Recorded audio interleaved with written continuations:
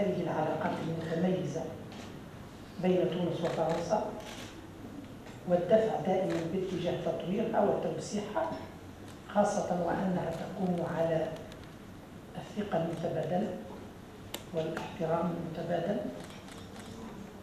والرغبة المشتركة في تعميقها وتوسيعها.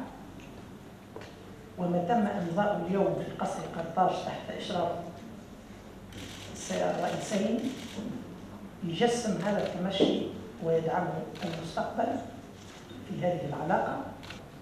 La France s'engage à intensifier tous ses efforts pour que, dans le respect de la séparation des pouvoirs, ce sont les juges qui décident et qui agissent, mais pour que nous puissions donner à la Tunisie les biens qui lui ont été volés, qui lui ont été pris, qui ont été détournés.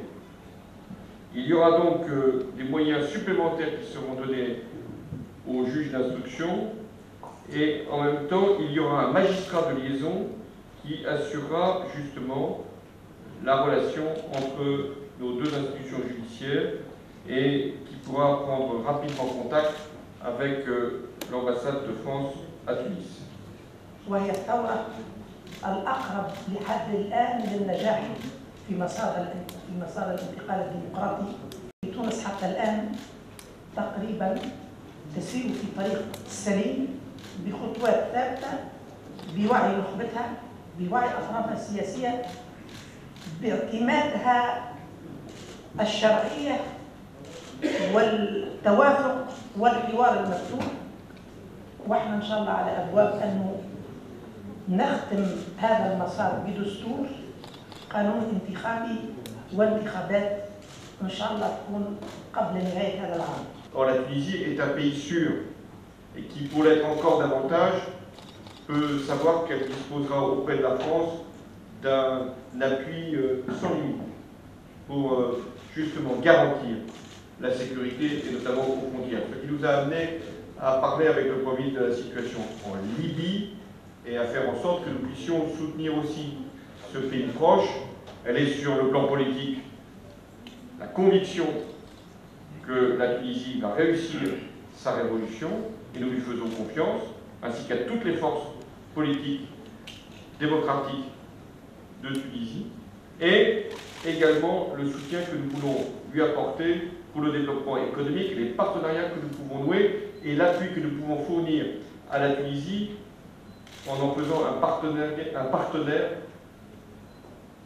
pour l'Union européenne. Et enfin, de tout faire pour que les relations entre nos deux pays puissent régler des cas individuels, mais aussi des situations inacceptables. Je parle des... C'est vrai que la Tunisie a une responsabilité exceptionnelle, puisque c'est ici qu'est né le printemps arabe. Et nous en parlions avec le Premier ministre, compte tenu des situations que rencontrent d'autres pays. J'évoquais l'Égypte tout à l'heure, ou la Libye.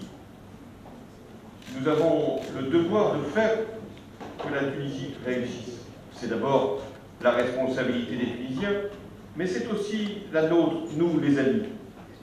Pour être plus concret encore, sur la période 2013-2014, il y a 500 millions d'euros d'aide directe à des projets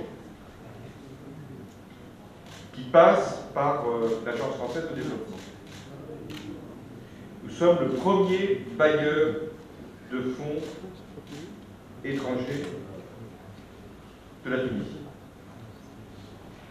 Nous allons ajouter à cette somme l'opération qui est souhaitée par les Tunisiens et je pense qu'il peut être une très belle illustration de ce qu'est une politique de développement.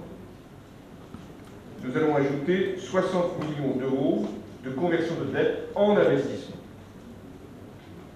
Les projets seront définis avec les Tunisiens. Et la visite d'aujourd'hui et de demain y contribuera.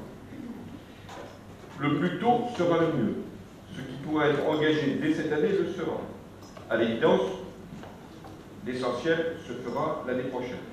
Je rappelle que l'aide française à la Tunisie est la première au monde par rapport à la population concernée.